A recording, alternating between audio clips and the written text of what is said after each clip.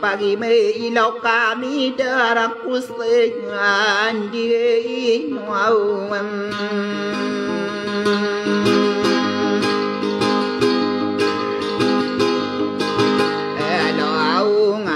Kadi kue ni nakai tawai nakai abang beras tau bum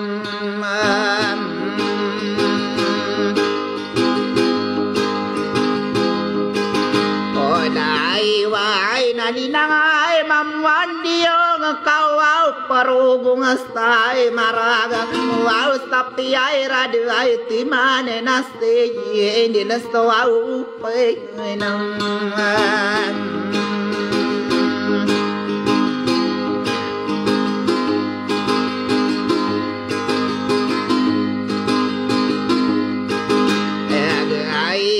Nasta mistine arwai lungai nasta lagu au ulei piem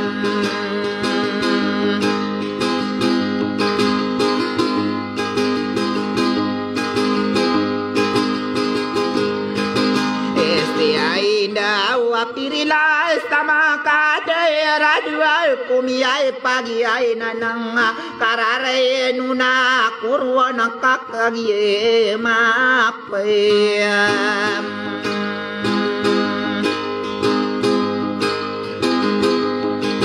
Apai ai genana wa upamana nai nasta sala apai gem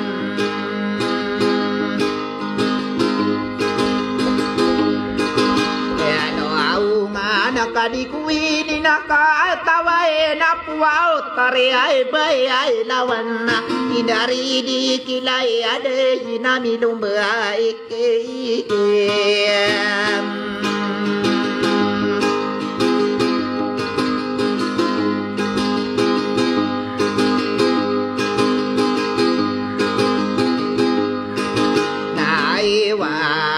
Ai kuini nakai tawai nagua ko anak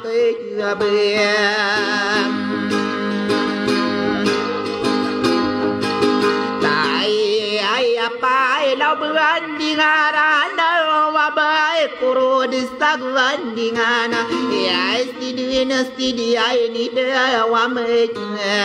antap ai ke masayam Ai no au api kena ngkai dapai tapi ai pupai ande apai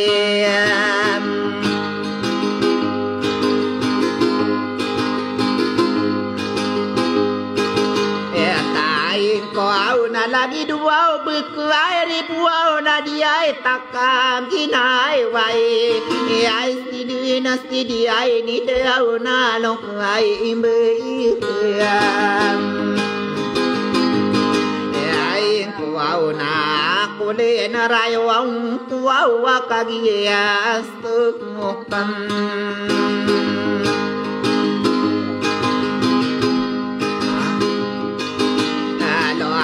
Ai na parastai pemai gilai na kai dia pemai gilan dua pemai gilwa na perela stima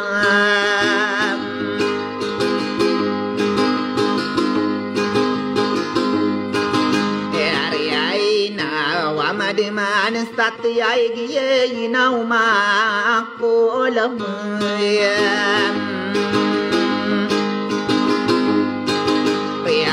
Ai wati guni ai bay ai lawai na diwai kumi ai pagi na langa malas lagi na wago kakagi ma papaya gamindari de kila de na gusto bela kota para ini pagayoni na ngani ang toro na de topa ilu au tabisa au wakai gie ma payam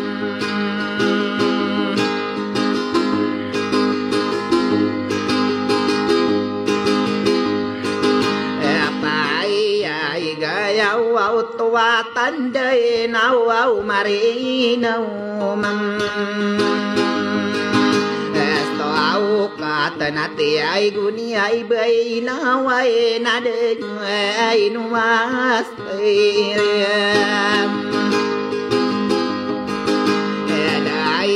Buau nasa dinasay makakustay ko buau kalau disay ranon ay nawaw bay ay lawan nawaw wanap yakung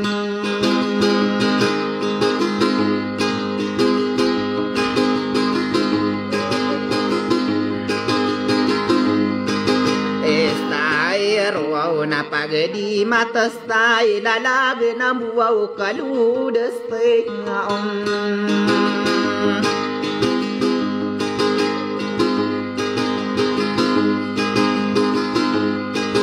o ngay saginay nilay lakuaw na bay di pasta di say akala kuaw tapya kigi ay na oji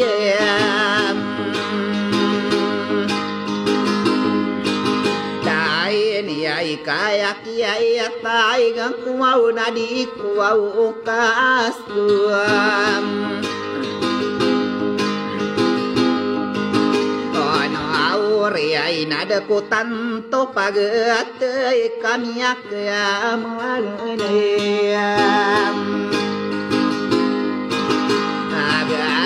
ay na dinay kalila wanastayan kaya kalili mod papakati tayan sang kaya pis sebuah kenada kuau peatim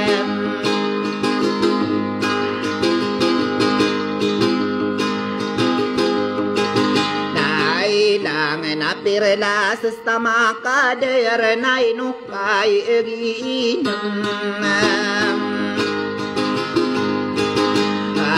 ai dar nai api ai pikira kai na beral tap aki ai ya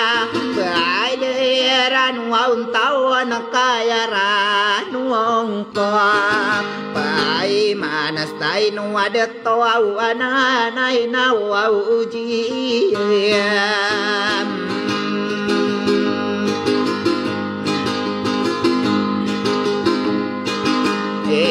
ini ay natitiay kapana kuan stadi may tapanggay ay ako umipe ngada apa ku mangalali anuang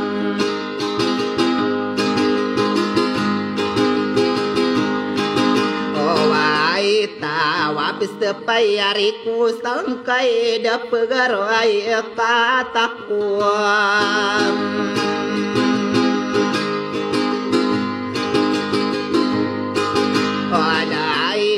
ay nasay kape mana diay kiray watay tuwa piniyay dawana inaw na nuwa uroding na gusto kay istanien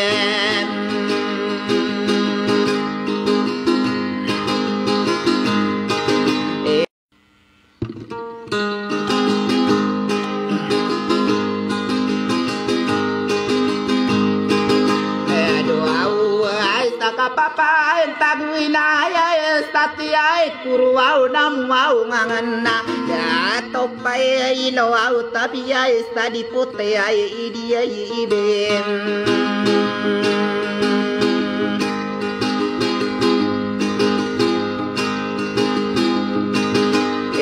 ay onanay pandapatak ay nawaw na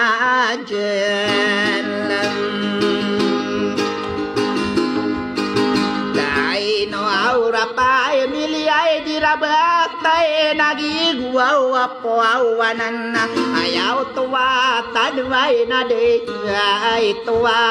au mam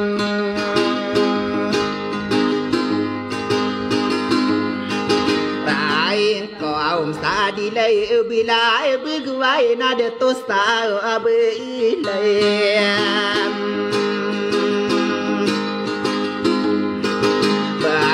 ay nagina na si ay lanuwaras tayo ay nukagi ay midara ikan daw day marayag pangatanay pililara kanwa kumiyambong sayaray nawa inuwa abay ay ina nagyamay tayo day na napirilayas tayo mam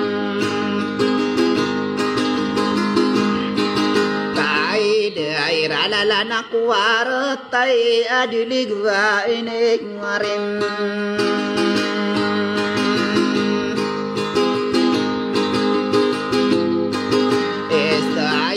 Ay agupini ay pagwaw maray agbialwa pagway gosa parin sista hayati agi na mga renang adato oji ay lani ay akaderate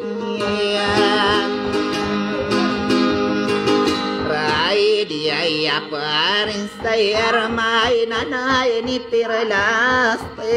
mam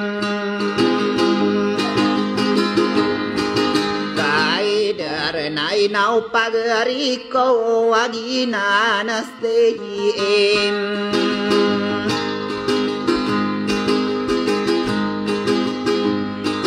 Estaira di kutan tuwiyay bulog kay rarano na korona matagi na kanogo na mamaguman sa pikiramu man sa karandaman na yay itay ano bumam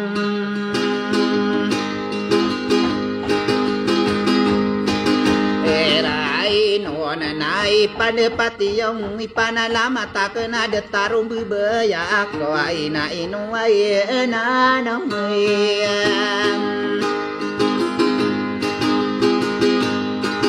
Engay de ay ami kahit kilala na diray tami ay duwe Parisia esta stay aliye pamilya Ay ta kami bos nakipamanig ngayon. Mau paalipatin sinikasan. Kain to aga kumiyakan bila stagi ay na nilalako. Inoba kuriye guna ka matagi kanong na mamaguman sa pikiramu masakaran de man. Gakuha katembengan na di budada yung sa dera kararano na korona. Inawaw ba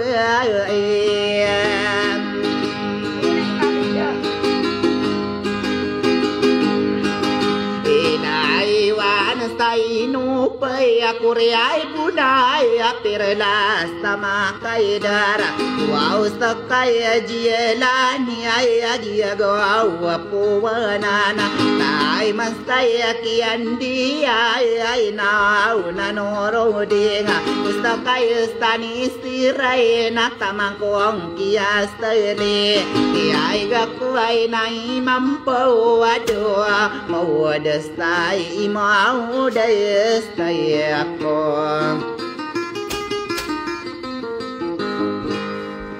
Idu. Thank you for watching.